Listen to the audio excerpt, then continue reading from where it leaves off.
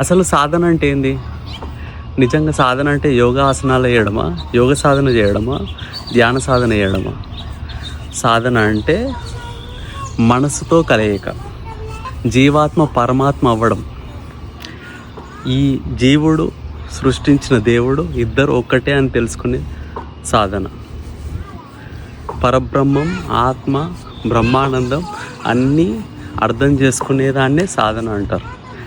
సాధన అంటే ఒక జీవాత్మ పరమాత్మలో కలయిక అయ్యేదానికి జరుగుతున్న ఒక ప్రక్రియ సాధన. సాధన అంటే చూసేది చూడబడేది ఒక్కటే అవ్వడమే సాధన. పైనున్నది కిందున్నది కలవడమే సాధన. పక్కన ఇక్కడ అక్కడ ఇక్కడ అంతటా మనమే ఉండి అని తెలుసుకోవడమే సాధన. ఆత్మే పరబ్రహ్మ అని తెలుసుకోవడమే సాధన. పరబ్రహ్మంలో ఉన్నది మన లోపట ఉన్నది ఒక్కటైన చైతన్యం అని తెలుసుకోవడమే సాధన.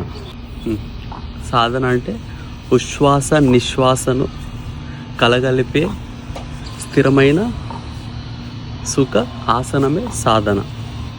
సాధన అంటే నిర్విషయం మనః, ఏ విషయం లేకుండా మనస్సుని ప్రశాంతంగా ఉంచడమే సాధన. సాధన అంటే అన్ని విషయాలలో కలగలిపిన బ్రహ్మం ఒక్కటే అనే విషయం తెలుసుకోవడమే సాధన. సో ఇలా మీరంతా సాధన చేయండి, పరబ్రహ్మాన్ని తెలుసుకోండి, బ్రహ్మానందాన్ని చేరుకోరండి. దీన్ని దివ్య చైతన్య జ్ఞానము అని అంటారు, కొందరు ఎన్లైటన్మెంట్ అంటారు, కొందరు దివ్య జ్ఞాన ప్రసాదం అంటారు, కొందరు జ్ఞానోదయం అంటారు. అన్నీ కూడా ఒక్కటే అనే విషయం తెలుసుకోవడమే సాధన. Thank you.